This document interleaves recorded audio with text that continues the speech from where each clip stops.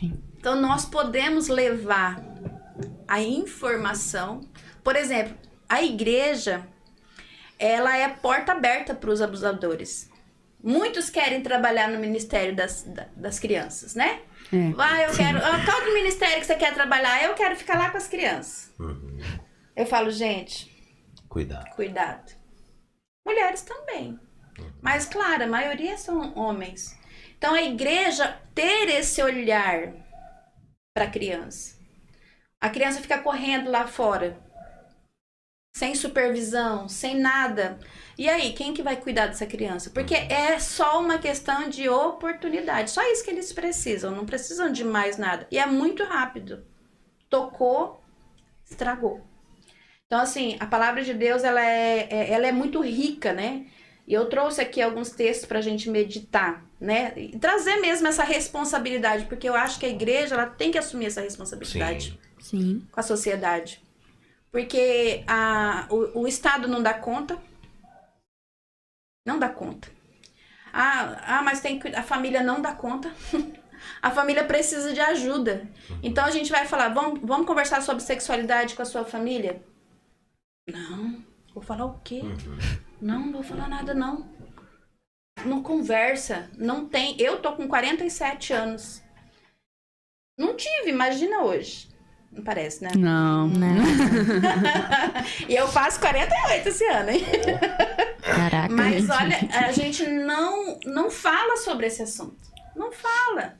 E assim, são coisas que eu falo que tem que agir de forma intencional. Dentro de casa, dentro da igreja, ter um olhar técnico. Então, assim, dentro desse programa que a gente montou, esse programa a gente trabalha os adultos para prepará-los para cuidar das crianças. Sim. As crianças só vão receber informação por último.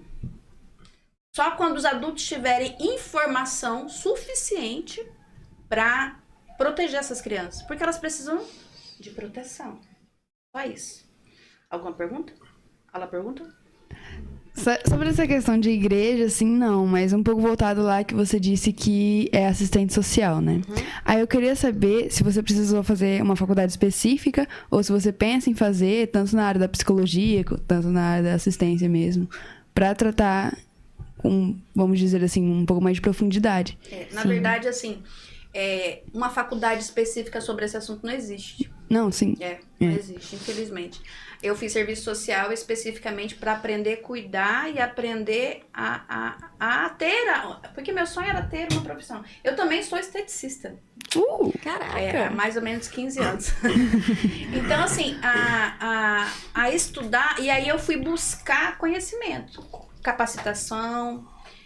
Tem um curso que eu fiz agora com a Leiliane Rocha, é uma psicóloga, que é uma capacitação de 1 ano. Hoje eu sou educadora do grupo Exepaz, junto com a equipe. Então é um grupo que trabalha tem gente até de fora do Brasil.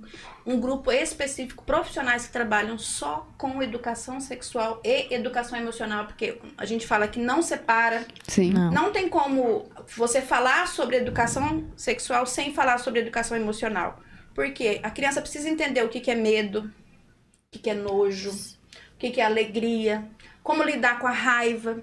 Então, tudo isso a gente trabalha junto com a criança e desenvolvendo. E, claro, a gente vai ter que estudar. E eu fui estudar mais, né? Hoje eu tô estudando, tô fazendo curso de... Ai, gente, é tanta coisa. Hoje eu tô fazendo curso dentro da psicanálise para poder ajudar as crianças, dentro do terapeuta, para poder apoiar. Então, assim, tudo que eu vou atrás é para desenvolver mais conhecimento para como eu chegar nessa criança, essa linguagem corporal, então dentro da psicomotricidade. Então eu fui estudando. Então hoje, assim, eu falo que o fazer a gente aprende mais, né?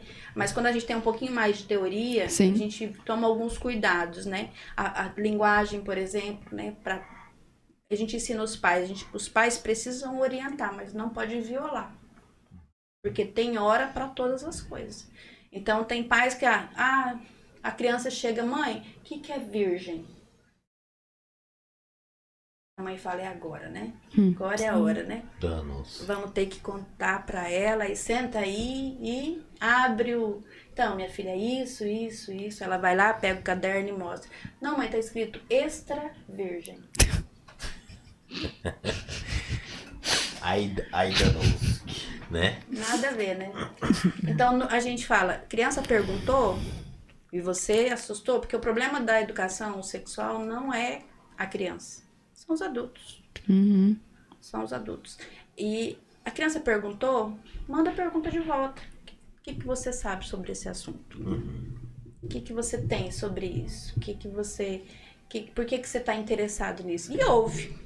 E às vezes ela vai lá e vai pegar o papel, né? Vai falar, então, E ela vai mãe. te mostrar o que ela quer. E a gente adianta processo. Então, criança... Rose, quando que eu posso falar sobre isso com a minha filha? Desde bebê. Desde sempre. Isso que eu ia perguntar pra você.